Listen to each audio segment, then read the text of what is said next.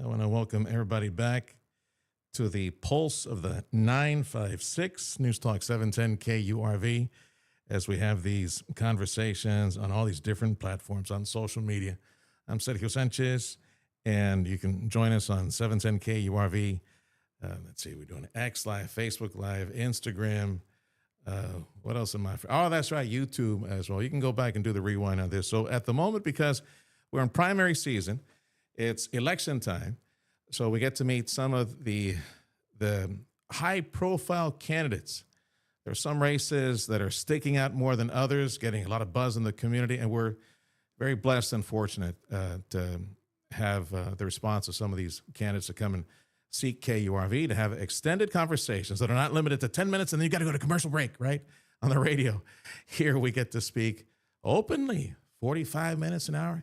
Get to know the candidates that will be on your ballot. And right now, specifically, it is State House of Representatives, District 41, and there are 3 candidates there. You've heard from one already, and we have Sarah Sagredo Hammond in the studio, businesswoman and advocate. And seriously, I don't know when she has time to sleep because she's so involved in everything. We'll get into that here in just a little bit. So you and I were talking a little bit off air, and we've talked business issues for several years now. And one thing about business compared to government, you got to keep business in the black and make payroll. Ain't no guaranteed revenue. You've got to be able to put some savings for the hard times because they do come, and it's at the drop of a hat. So yeah, running a business is a different kind of animal than being in politics. You've told me this before in other conversations, how you, with your friends and your clica and the women's groups and all that, you explain to them your conservative point of view. Of course. And, yes. Something that you've been doing, I think, door to door now quite a bit, and meeting people that live within that segment of Texas 41. So the door knocking, the conversations, how's that coming along? What do you say? My favorite part. I did it on weekends. I'll do it sometimes during the week. I love getting in front of people. I like to talk about the message that I want to convey, that I want to represent the Republican Party and how much I need their vote, especially if you're listening. You have to vote Republican in the primary so you can see my name on the ballot, and I'll be number 3 on the ballot. Yeah, I'm glad you mentioned that. And there are a lot of people, because it is a primary vote, and each party, the Democrats or Republicans, they're seeking. The voters need to choose the candidates who will run in November. You can only choose one. So a lot of people don't vote in a primary. Yeah, they just, we'll wait till November. They'll wait till November. Yeah. I've spoken to a lot of people at the doors, and they're like, we don't normally vote in a primary. And then they've told you that when you go door knocking? And I educate them, and I tell them, you have to vote in the primary to vote for me to see my name. And you have to vote Republican. You cannot choose back and forth. You don't get to go back and forth between a Republican and a Democrat. That's illegal, people. Yeah, you can't do that. You might be innocent. You have to stick to one party. Yeah, you have to stick to one party. Yeah, and it's good to see that we have some political competition. I know it's been 10 years plus.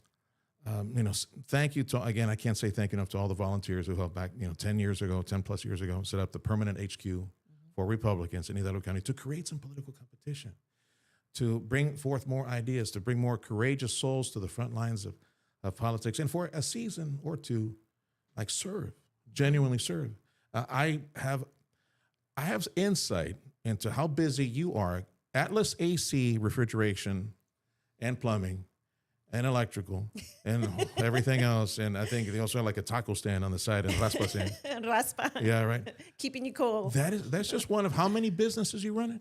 So technically I run 5. We have Atlas Electrical, Air Conditioning, Refrigeration, and Plumbing Services, which has been in existence over 43 years now.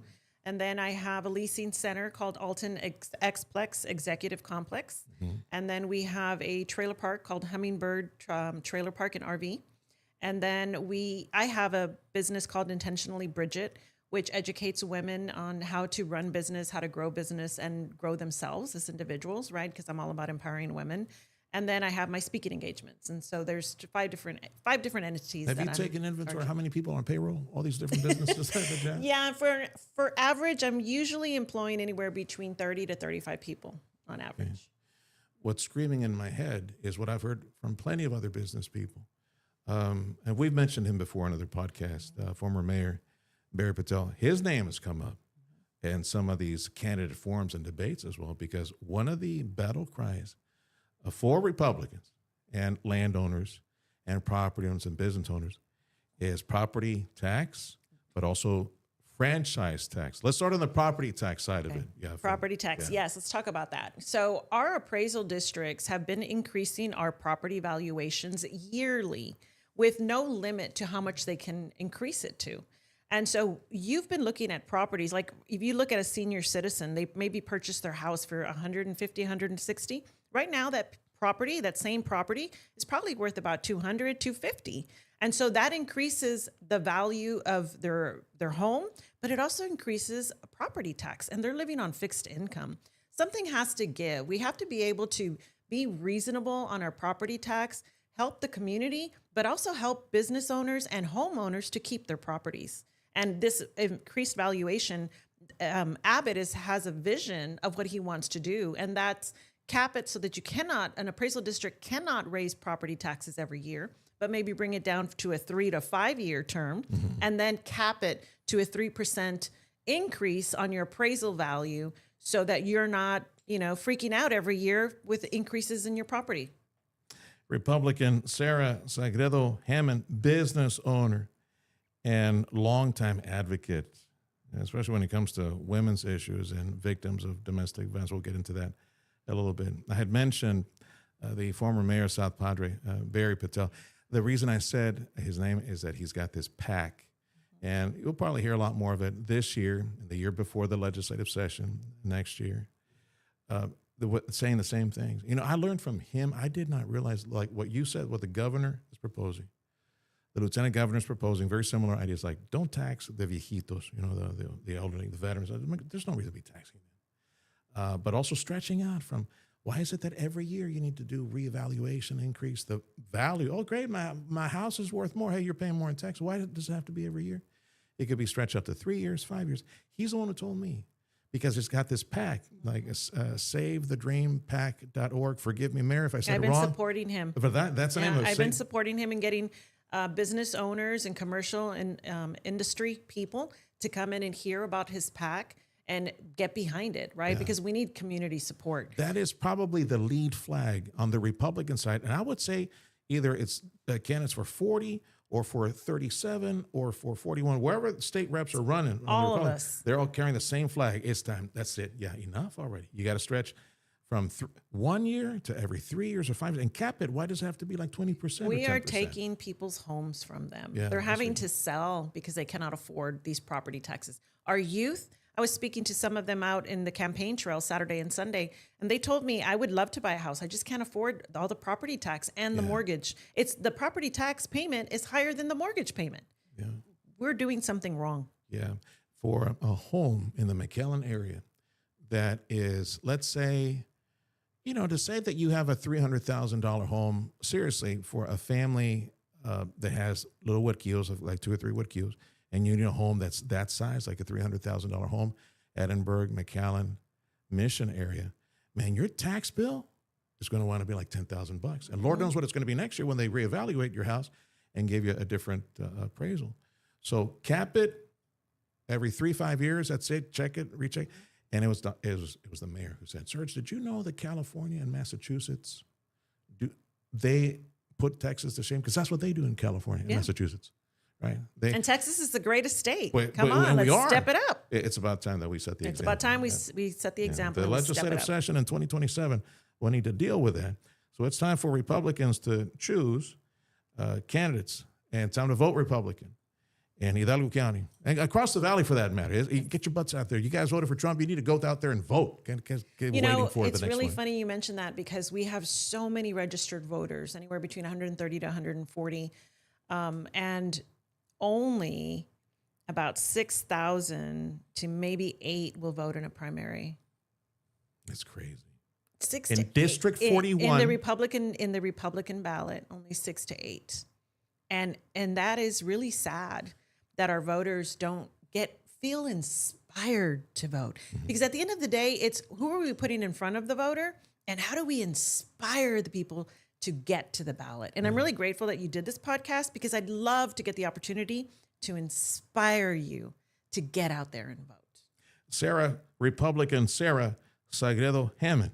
She is one of 3 candidates running for Texas State House 41.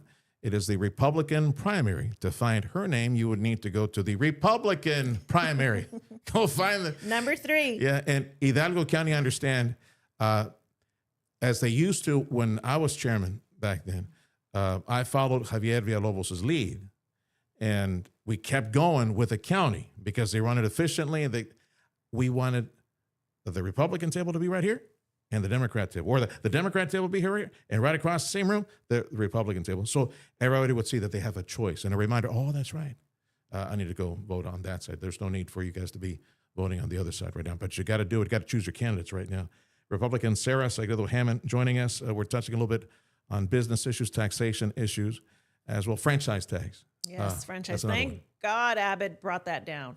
I remember in 2012, I went up to him and I said, Governor Abbott, you said you were running on getting rid of eliminating franchise tax. And he's like, well, I've reduced it. And I was like, yes, you have. Thank goodness for that. But can you reduce it some more? Yeah. And so he did. He was able to bring that down, and we're paying less in franchise tax. I was paying $12,000 a year in franchise tax. It was crazy. And on top of that, we pay sales tax, we pay employee tax. I mean, there's so much tax that we pay out, then to have to give it back to the state on, you have no profit left, nothing else to build and develop and continue to grow your company. And you've got to remember, you've got payroll, you've got people from the community that are relying on you. You've got to figure all those things out. So franchise tax is really huge. If Texas is going to be claiming to be pro-business or business-friendly, that needs to be addressed again by the legislature and the governor. You mentioned on the profits. That was one idea I heard from another candidate. I think it was maybe the mayor who may have said that as well,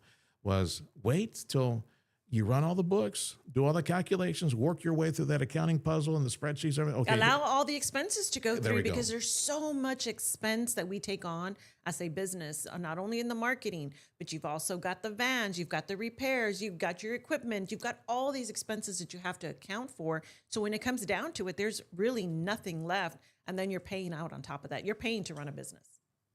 Sarah Sagredo Hammond, Republican, running for State House 41. The nomination, election day, is around the corner. It's February 17th. There we go. Tuesday, February 17th is day one of early vote for 2 weeks. And then the 27th, I believe, Friday, is the Yes. last day of early vote. Election day is the 3rd. You're being called back to the polls and go vote. Anything more you want to say on the business side? Because you have so many different businesses, and they're quite varied in what they do. I love business. I've grown up in it. My father and my mother, they were migrant workers. They worked in the field. They grew up in Donna. They went to Donna High School, both of them. Se la robó. They eloped, and they went up to work in the fields. And while they were married, my mom ended up being pregnant, right? And my dad was like, I can't be working in the fields the rest of my life. So he went to join the Air Force. Yeah. So I was born on an Air Force base. Yeah. That was a short stint for your dad. That's and mom. short, yeah. In the fields. Yes. Because eventually you went into the military. Yeah. Yes. So you were military bred. I was a military brat, and they still worked in the fields, because I remember I was like 2 or 3, and we were out in the fields and we were sleeping in the van, and we had a big old dog that would guard us while my parents were out, in the field.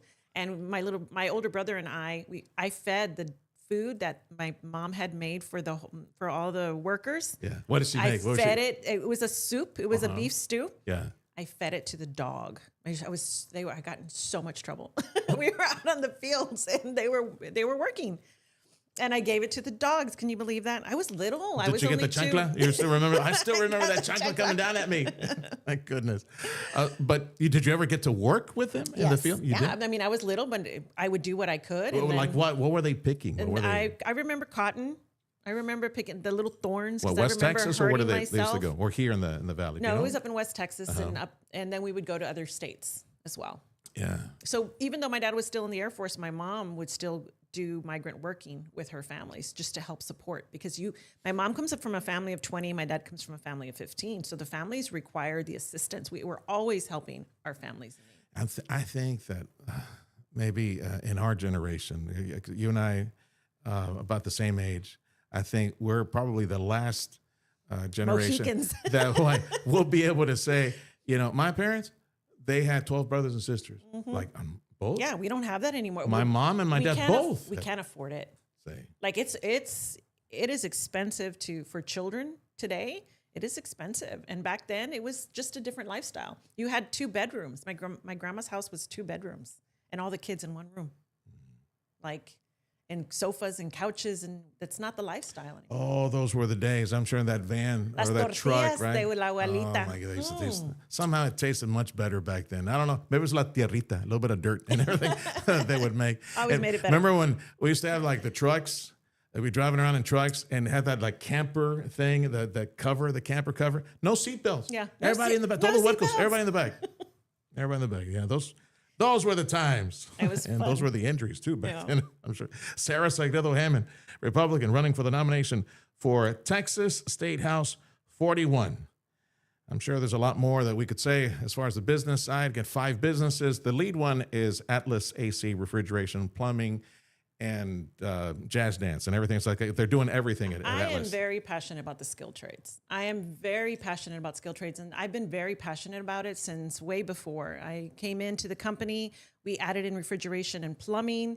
I'm a lead in the 2 national boards. I had served for Women in HVAC for 6 years on the national board, working their scholarship committee, their sponsorship committee, their ambassador committee, advocating for women to get into the trades. Currently, there's only 4% of females in the HVAC trades, 2.5% in electrical, and under 1% in plumbing. Amazing. So there's so much opportunity for females to get into the trades. And Yeah, the so plumbing doesn't surprise me. Ew, icky. Ew, it's poo, it's pee. That's not all of them. That's not all of them. But there's just so much opportunity and avenue, and there's so many more tools coming out that are so much easier and effective that a woman can quickly learn and still do the job. You know where I hear that more girls, because I'll give you an example, like Edinburgh CISD, they have a working relationship with us, and we do a weekly conversation with them on the talk show. And Dr. Salinas, anything for Salinas, Dr. Mario shows up, and he says a lot of girls, more girls. I say a lot is, very general. He says more girls are signing up to become welders, to fuse steel, to cut steel. Yeah, van las huercas. They're going to the port. They're graduating female welders. I guess it's easy for them to go out there. And women are just more detailed. Like there's just something about a woman looking over stuff and doing technical work that they have an advantage to that. And so I highly encourage women to go into the fields. And then I serve on STAC, which is another national organization. It's Skilled Trades Advisory Council. And we go to different states all across advocating for the skilled trades. And then here locally, I serve on 2 boards. And that's nothing new for you. You've been doing I've been doing this since like 2013, 2014. I serve at STC and South Texas VOTEC. No, and I say that because many of the interviews that we do on KURV, because of the KURV audience is the business, it's the political, academic, medical audience, and we do a lot of business interviews where that is the constant theme these days, man. We got adult high school trying to upskill people from whatever it is that they do, service industry, go learn the skill, get a commercial driver's license, become a welder. That's another thing that's very popular, welder, or some of the trades, journeyman, mechanics, side by they're side, looking for those. Yeah. In this economy that's quickly expanding, we need a lot more people. So we need the skilled trades. And I'm grateful that President Trump said he was going to gift out 9,000 to somebody wanting to go into the skilled trade work right through the workforce development. Yeah. And so you've got to work really hand in hand. And we have, as a matter of fact, Atlas got an award in 2025 through the workforce development because of how much we build in our community and how much workforce is important to us. We're going to need to focus on that. We are. I know that Region 1, Dr. King, the school districts, several of them, the college, obviously, South Texas College, TSC, everybody's in that mindset. It's wonderful to see the synergy that exists in education, whether it's public school or even private trades and the adult high schools that now exist to train people, to get them upskilled because there's jobs now like never before in the Valley. As a matter of fact, STC, I had been pushing them. I'm like, where's your plumbing trade? Where's your plumbing trade? We need plumbers. The average master plumber is 58 years old, certified. The average master electrician is 53. The average master HVAC tech is between 42, 43. I said, but where's your plumbing trades? And so now they have a plumbing trade starting in 2026. Yes, the advocacy at works. South Texas College. The squeaky wheel gets the grease. Excellent. Yes. Excellent. Yeah. Yeah, you know, Sarah's going, where's the plumbing? Where's the plumbers? Where's the plumbers? Oh, here comes Sarah again. She's going to be asking for plumbers again. Now I'm asking them to bring in chillers. The next big step is we need chiller technicians. We need chiller repairs. We need more chiller experience because we're having a lot more bigger industries coming down. Okay. And we don't have enough chiller trained technicians. So that's a sub or an extra branch off of HVAC It's a to work the specialty. bigger units, right? It's a specialty. Okay. Republican Sarah Sagredo, Hammond, business owner, running for nomination, Republican nomination for the State House 41. You mentioned you graduated from La Jolla. And what was el dicho? What was Chile, that? tomate, cebolla, nadie le gana la joya. Well, at least they know how to make salsita, right? Chile, tomate, We're cebolla. spicy. Yeah. Hey, where's the cilantro in this whole thing? You're missing the whole Chile, tomate, Chile, tomate, cebolla. cebolla. Cilantro. Now you have like Nah, pico. You're ready to go cilantro. with a pico. Yeah, from La Jolla. So what were those days like for you in La Jolla? What did you do? Oh, I loved it. I graduated as the highest ranking girl. I graduated third in my class of over 1,000 students. Yes, and I loved it. Yeah. I was in a whole bunch of stuff, like I am today, and serving on all these different boards. But like what? What did you do in I was in debate. I was in debate, and I was in like UIL. I was in math. I was in reading. I was in English. I was in drama. I mean, there was nothing that I didn't do. I would run from one competition to another, like 5 or 6 in one day on a Saturday. It was so much fun. I loved it. Your dad, your parents ever say anything to you like, "Mijita, you're doing too much"? No, my mom always said, "I think I made you too strong," because my mother like branded me strong, right? And I learned everything, and I took everything. I mean, I cleaned the house, but 8 years old, I could clean a house and wash the clothes. My mom had 3 jobs, and so did my dad, and so they had 3 different companies. And my mom still worked for another business, and so at 8 years old, I washed everybody's clothes. I helped with dinner. I washed all the dishes. I swept and mopped the floors. Like I worked as a young girl cleaning and helping my parents. So it's your mom and dad. And my two brothers. And then she had 2 brothers. Well, I had my older brother, and then she had 2 more kids after. And I was like 12, and she had my little brother and you were my little sister. in the lead. You're the oldest. No, I'm the second. My older brother. Okay. And in those high school days, you were number 3 in your class at La Jolla. Did you know what you wanted to study or what you wanted to do? Because you were doing so many different activities, but did you have like, I'm going to go study business, or I want to be a lawyer or an astronaut or something like that? What were you thinking back then? I wanted to look into law, and I started working with an attorney when I was in high school and 16 years old. And then I went into business bankruptcy. He was a certified business attorney, and I started learning business bankruptcy, and I fell in love with it. I fell in love with reorganizing, restructuring. We did municipalities. We did, big business, Chapter 11s, Chapter 13s, reorganizing people's lives to save their homes, to save their companies. How old were you then when you were working? I started doing that with Tony, I want to say about 17. And then like a part-time gig for you. You were learning. I did that full time. I started in high school, and that was part-time. And then as soon as I graduated, I went in full-blown, full-time. I loved the field. And I thought, I think I'm just going to go to law school and become an attorney. But then I started seeing, sometimes you have to have clients that you don't necessarily want to take on. You accept money because you've got to cut payroll and budgets. We'll see. And it was in 2008. I had done the business side for Atlas as far as the taxes and all the legal stuff for Atlas since 97. But in 2008, 2007, the recession was coming. And my dad and my brother mentioned that they might have to close the company Atlas because things were getting really tough. And so I said, if I can reorganize and restructure these companies, let me step into the company and reorganize and restructure it for you. And I did. And we were able to. Well, good. You already had that experience. Yes. You kind of knew my love was there. How to take that on. And Atlas is still strong, still around these days. When did you take over? I took over in 2012. Yeah, I took over, and I became president in 2012. Okay. My mom had a stroke, and so she's half paralyzed. So my dad stepped down a bit to take care of her because he personally wanted to be the one taking care of her. Good. Yeah, he's a good man. Yeah, good parents. Mercifully, you allowed your dad to go home and take care of business, right? Okay, W, you got to stick around, Dad. Yeah, you got to work. You got to put your 40 hours in every week. Republican Sarah Sagredo Hammond is running for the nomination, State House 41. We've talked a lot about business, your 5 businesses, and the many interviews that you've done here on KURV through the years. I was one of your first supporters in 2016 when you started. The Sergio Show, the Sergio Show. Sergio Show. 2016, one of our first sponsors was Atlas AC. I believed in my community from the start, and I believed in KURV and you from the start. I still remember. You still remember about that cake? She sent us like a cake, like a round cake, and it had like a wedding frosting on it.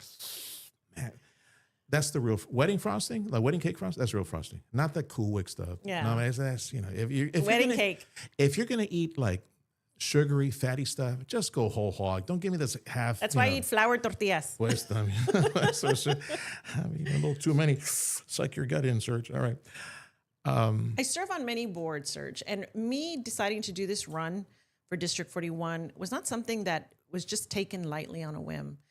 I'm here to serve my community, and I always have for decades. I've been part of the Better Business Bureau. I'm the chair for the Better Business Bureau. I've been part of them since 2013. I represent the Valley in the BBB up in Houston because I serve on the executive committee. You're still with them? I'm still with them. I still serve with them. I serve, like I mentioned before, on the skilled trades. Besides those, I serve on Angels of Love. And it's so dear to me because I was a victim of domestic abuse. And so for Angels of Love, what they do is they go out and advocate to women that have suffered domestic abuse and help them get out of those situations. I serve on an MMM Foundation, which is trying to advocate and get in front of 150 new women every single month to mentor them for 12 months and help get them out of poverty and out of this current state and get them into business and get them to educate and love themselves. So I serve my community, and I've served as the RGV Hispanic Chair. I just relinquished my gavel in the end of January. I serve on the RGV Partnership Board. Through that, I've served through CALA, Citizens Against Lawsuit Abuse. I've been doing that since 2018, 2019. So I've been advocating at the Capitol since 2019 with CALA, talking to the Republican Party about the small business, how to advocate for small business, how to make us stronger, how to make us better, talking to them about property valuations, talking to them about rising insurance costs. I've been advocating for the veterans. I've been advocating for our health and telemed to get more into our industry because we have such a poor region. We are one of the larger districts, one of the larger areas in the state of Texas, and we are still the poorest, right? And so my advocacy for my community has been strong. We've donated over hundreds of thousands of dollars to my community, not only in sponsorships, but in joining memberships, organizations, and supporting the community when we need it the most. CALA, Citizens Against Lawsuit Abuse. That acronym goes back a couple of decades. Bill Summers, the former chief of the Rio Grande Valley Partnership, my mentor, that was something I think it was Bill, if I'm correct, that actually started the Valley chapter over at the Valley Partnership. You guys who know me, correct me if I'm wrong, right. But I think it was Bill I know he was tip of the spear. And I say this because I remember back in early 2000s, I was like 5 years into my gig here at the station. He had me under his wing and he was showing me how things were, he was connecting the dots for me. But back then it was tort reform to save the medical industry, the specialists. We were down to like one brain surgeon in Hidalgo County, like literally. I had a family member that had that brain surgeon had not been here, things would be very different in my life, God forbid. But it was a desert. It was a wilderness back there. A lot of specialists, they refused to come to the Valley, specifically Hidalgo County. And Bill led CALA, the Citizens Against Lawsuit Abuse, went to the legislature, shut down. They did a doctor walkout, air quotes, walkout. They didn't walk out, leave the patients alone. Not like the New York City nurses who walked out on their patients right now on their strike. But it was symbolic to send a message that we needed to put certain caps and protections to make sure that specialists, and after that, it opened a pathway for more specialists to come. And then, of course, the rest is Doctors Hospital Renaissance expanded, brought more equipment, more specialists. Thank you, Jesus. We had the medical school opened up. Yes. Things are different now. So much growth and so much development. But we need to get back to the heart of Texas, which is small business. There is so much red tape. There is so much taxation. There is so many things that small business can continue to do and build upon if our government would get out of our way and let us do it. And that's some of the things that I've been advocating for since 2019, and I'm going to continue to advocate for. Republican Sarah Sagredo Hammond is running for the nomination for State House 41. And part of her DNA, her identity, as she's interviewed for many times on KURV of recent, has been on behalf of Angels of Love, this organization that advocates and pushes back against the scourge that is domestic violence. And Sarah is one of the co-authors of a book that tells the story of 12 victims in the area who are survivors, women who are survivors of domestic violence. Oh, so how much do you want to say? You want to tell folks that are tuning in first time, don't know that part of you? Yes, I was a victim of domestic abuse, and I was kidnapped. I went missing for 2 days, and I talk about and share that in that story. Your husband, your boyfriend, what was my it? ex? We were going through a divorce. My ex-husband. Your ex-husband. And that's one big thing. There's another state that has already advocated for domestic abuse, where if it's your second time to create domestic abuse to a person, that you go into this list, kind of like the sex offender list. Same. You go into this list so that women know, hey, be careful with this person. They're not safe, or you need to be careful before you start dating. We need to implement something like that here in the state of Texas to protect our females and our young daughters. I have 3 daughters. The last thing I want for something to happen to them is to end up in the wrong relationship. And if we start protecting and start enforcing more guidelines and stricter, stricter rules and laws against those who commit domestic abuse, then we can start making change for our women and some men, but mostly for our women. I think one out of 3 women go in through domestic abuse. That's the first time you told me about the potential list, created like a registry of individuals who are responsible. I'm going to advocate for that. Domestic violence. Last time, some of your colleagues from Angels of Love were saying, we got to do things different at the DA's office, the prosecutor's office, to make sure that these cases move through and they're properly adjudicated and prosecuted as well. It's things that need to be addressed by the legislature. I'm very grateful because recently I had somebody reach out to me who was going through some domestic abuse, and her temporary restraining order was expiring.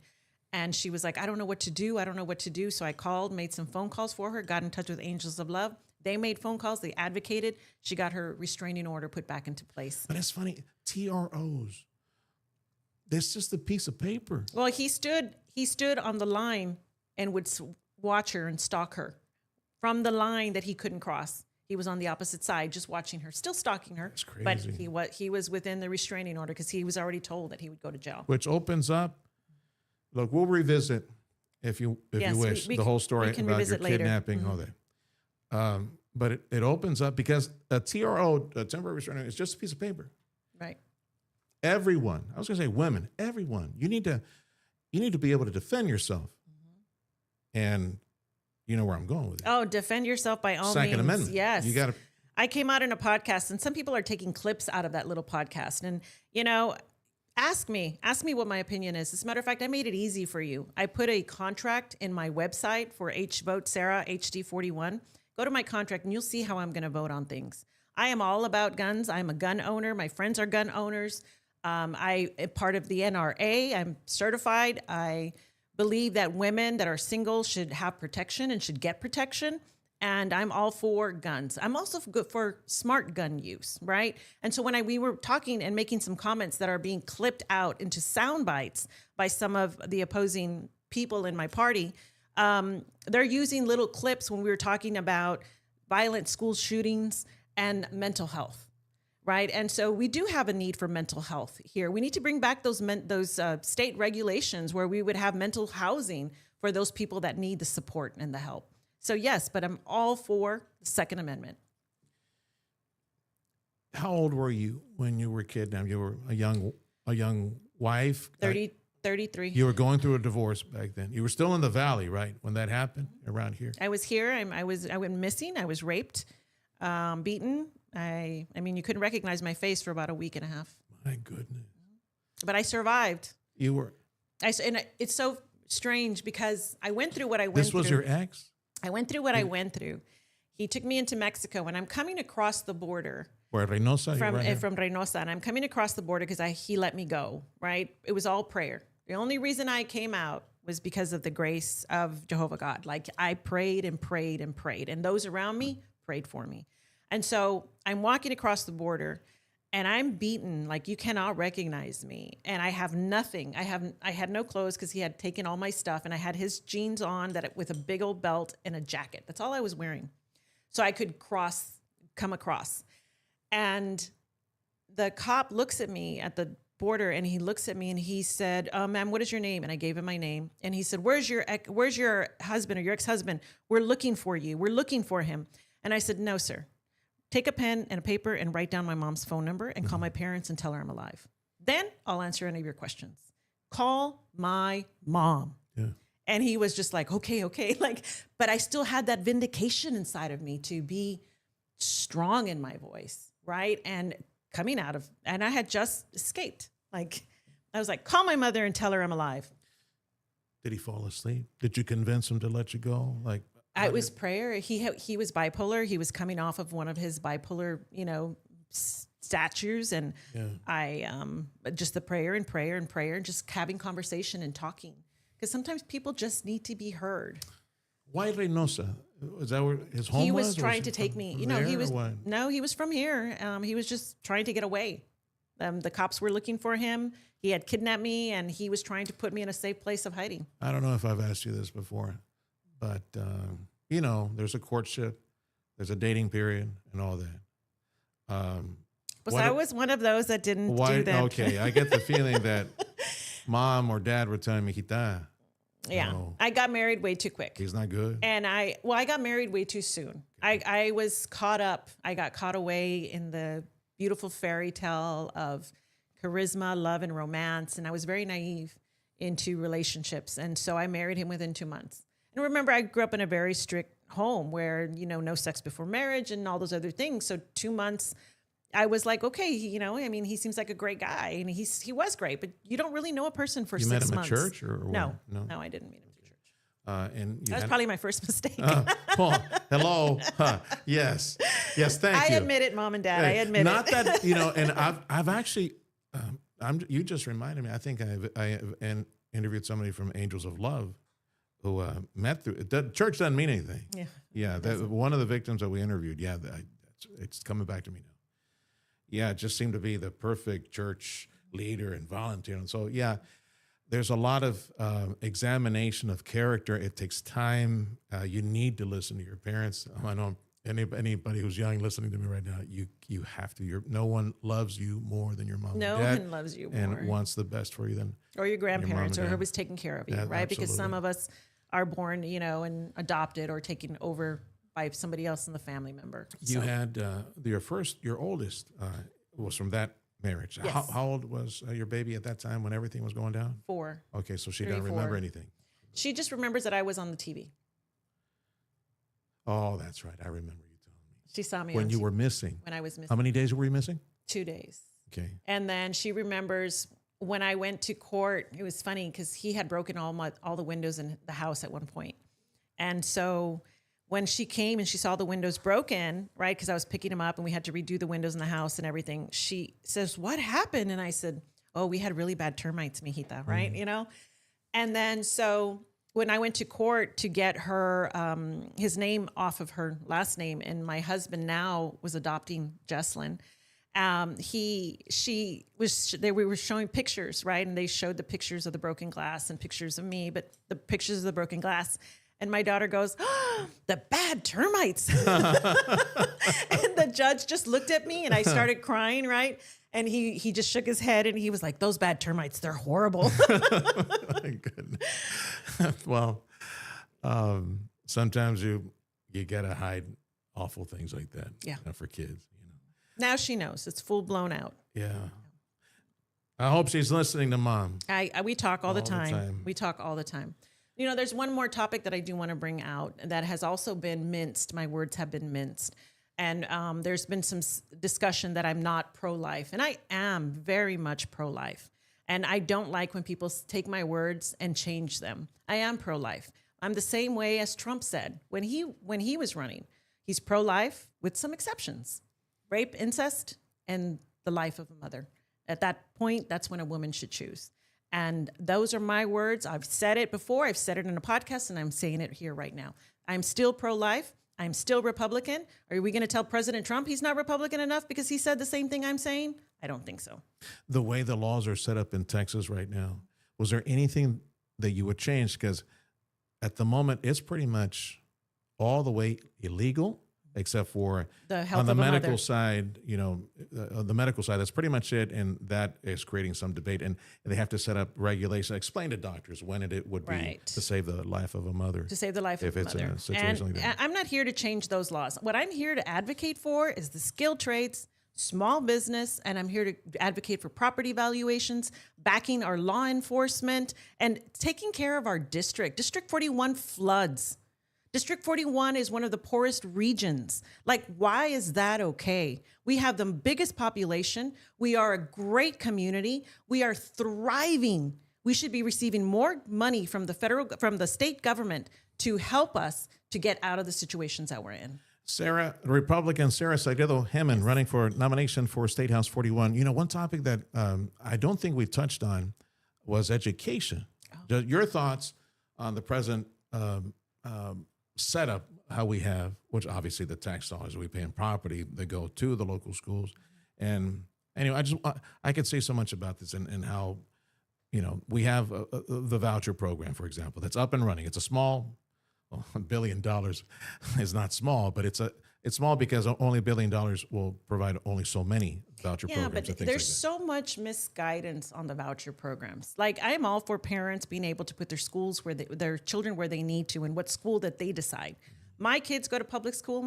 My husband works at public school. So has nothing to do with I'm trying to harm public school. But parents do have the right to put their kids where they want to. Did you know that 64% of the Valley schools that are accepting vouchers, 64% are only kinder through first grade? 64% of them. There's only like 4% that are K through 12 that can accept the vouchers in our local area. Did you know that also 1/3 of the districts in the state of Texas had to return the voucher money that they got from the state back to the state because they had received so much more income in other ways that they couldn't accept the money. They had overexceeded the amount of income that they could receive. So they returned the money from the vouchers back to those school districts. And those are the ones that have the highest, schools that are charter schools.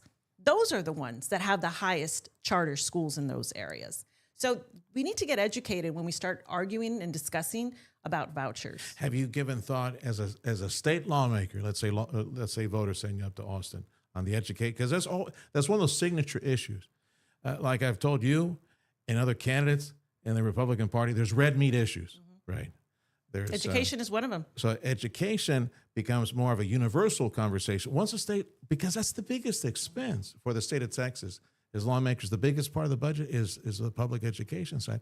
Have you given thought as to maybe some out-of-the-box solutions, maybe some things that other states are doing to propose up in Austin to make things better, more responsible, accountability, maybe doge it? I don't know, whatever you... The accountability for the school district, the problem is that they're only increasing $50 per student, possibly per year to the school districts.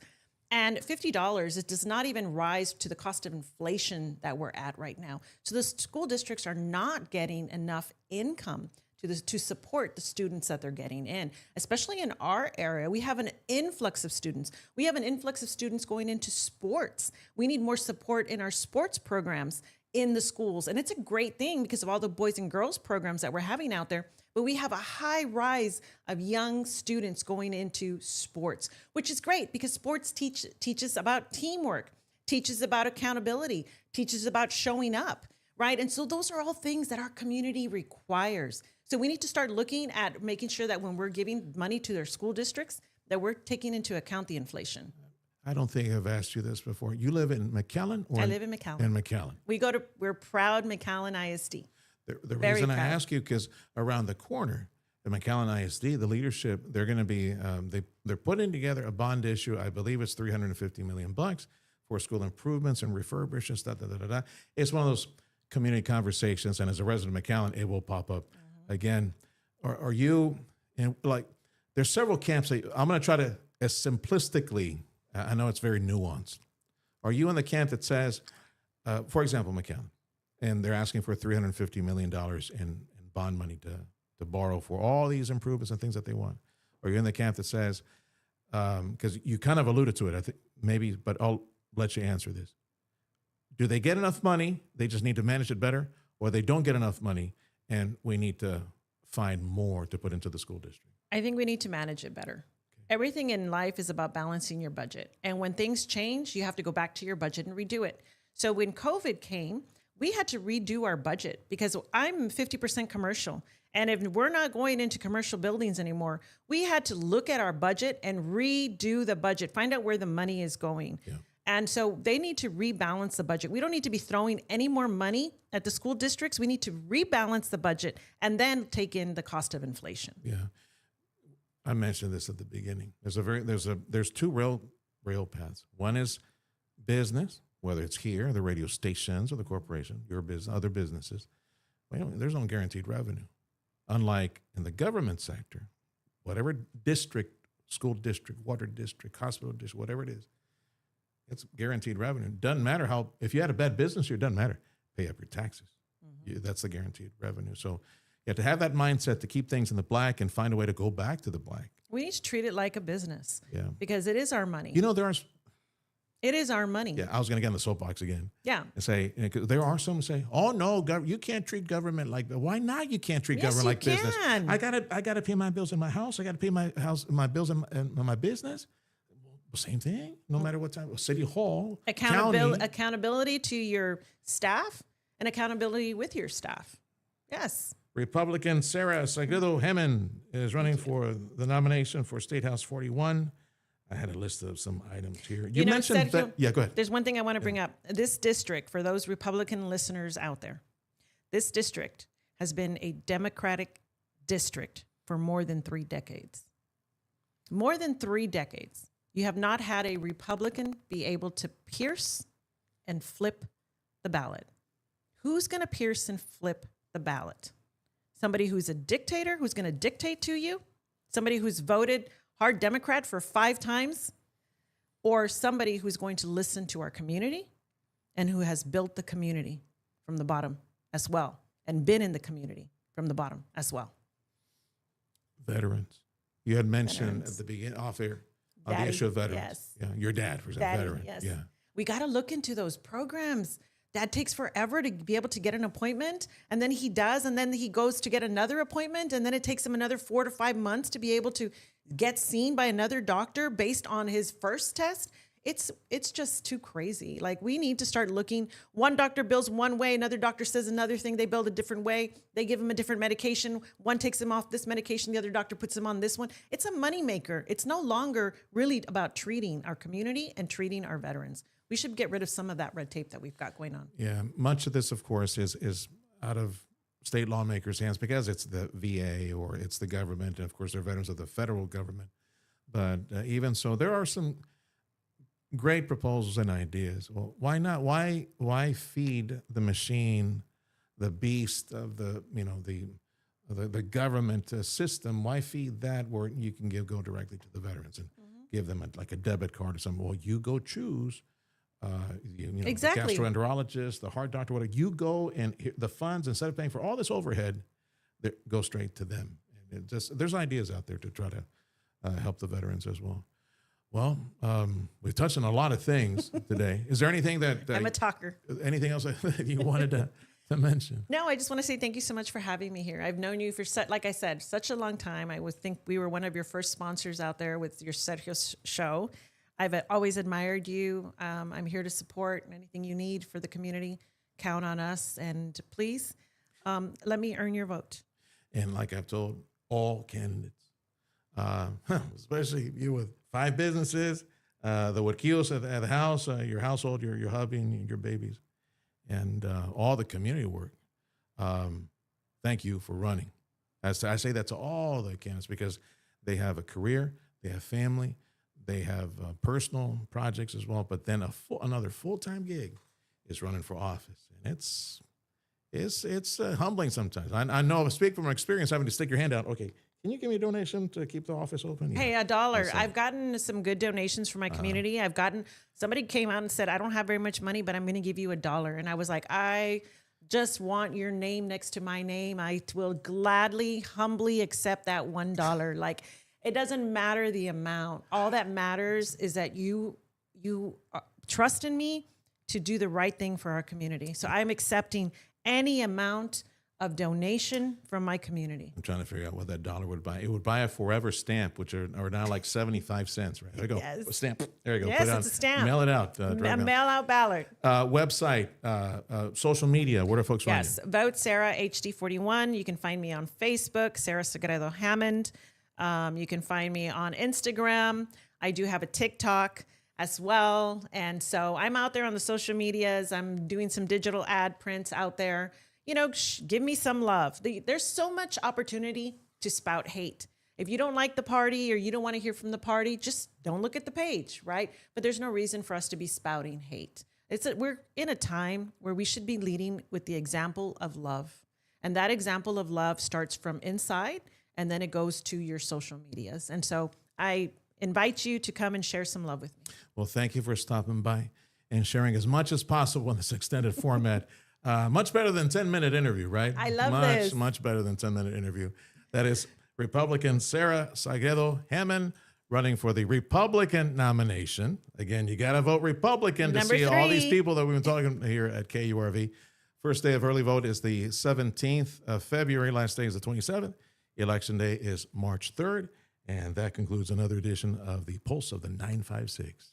Puro 956.